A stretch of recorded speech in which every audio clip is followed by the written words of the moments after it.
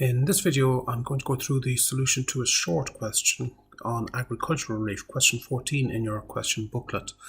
This is just demonstrating the very basics of calculating the assessable value of some agricultural property received by an individual. Now, in the question, I assume that the individual qualifies for agricultural relief. So that's an initial assumption which would need to actually be determined in a more typical question. So on the 30th of April 2019, a farmer sold farmland worth €600,000 to his son at a reduced value of €120,000. Expenses and costs of the sale amounted to €15,000. So compute the taxable value of the benefit and assume the son qualifies as a farmer. And I think that's probably worth highlighting, that we would normally need to determine that that in fact applies. Okay, so I'll look at the solution now.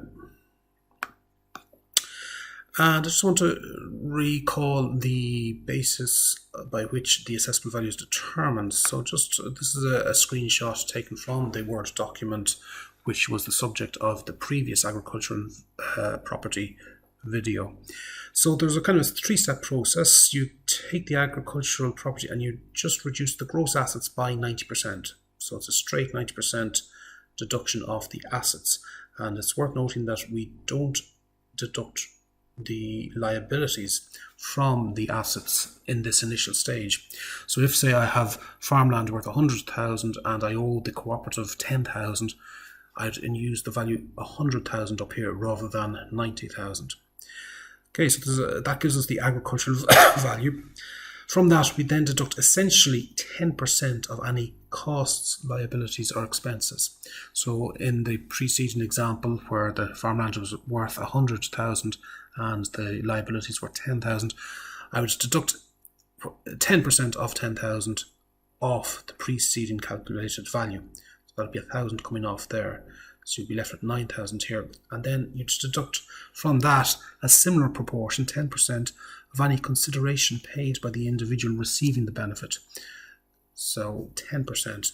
The strict formula is agri value over market value. So it works out as 10 over 100, 10% every time.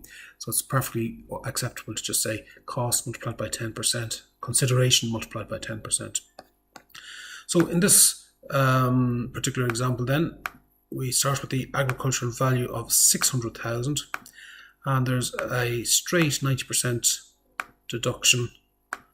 90% of 600 is 540, so that gives us the agricultural value.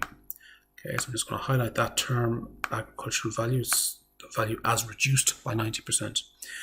Step 2, which I'll just immediately apply here, is to deduct a proportion of the liabilities, costs and expenses, and it is again 15,000. If I just switch back to the screen, expenses and costs of the sale, that would include liabilities, were 15,000.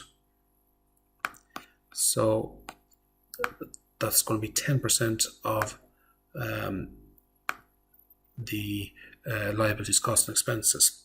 Okay, so again, I've just a little comment here, examples of liabilities, costs and expenses. Legal fees on the transfer, debts owed by the farm to the mart or the cooperative, professional fees relating to the transfer and farm loans. So anything that attaches to the relevant property. Okay, and that gives me my encumbrance-free value. So again, I want to highlight that term, encumbrance-free value, not an unusual word in common language. And from that then, I deduct essentially 10% of the consideration. So that's going to be the consideration paid by the son. The son paid the dad €120,000, so we're only deducting 10% of that in the calculation here. So that's 12,000. And that leaves me with the assessable value, which is what I would put into the aggregation process that was demonstrated in previous classes and videos. So that's the 46,500 value for this particular transaction.